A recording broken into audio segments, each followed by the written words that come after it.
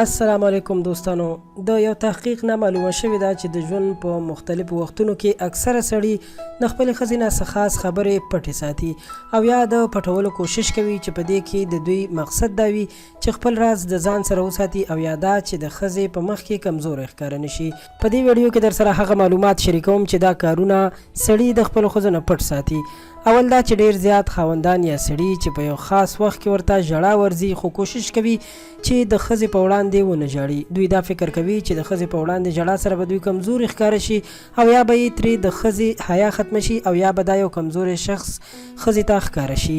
دویم دا چې ډیر سړي د مردانه کمزوری ښکار هم وي خو دا خبره ښځې ته واضح نه شي کولی او کوشش کوي چې پټ په پټه مختلف قسم د ټایم زیاتولو دوایانې وخوري او یا نورې طریقې استعمال کړي او خپل طاقت زیات کړي او خپل کمزوري پټه وساتي چې د مردانه طاقت زیاتې دوایانې خوړل هم انسان ته ډیر نقصان رسولی شي او هغه د نورو مرضونو هم ښکار کولی شي.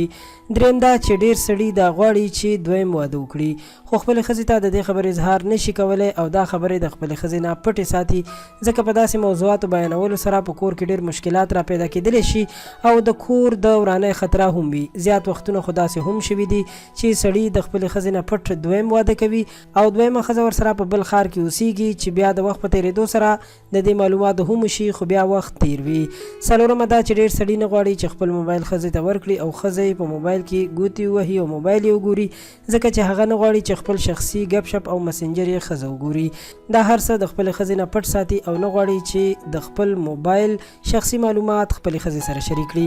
دې نه علاوه نور هم داسې معلومات او پټ رازونه شته چې خاوند یې د ښځې نه پټ ساتي چې د وخت په تېرېدو سره به تاسو سره شریک کړم او تاسو به ترې ګټه واخلئ.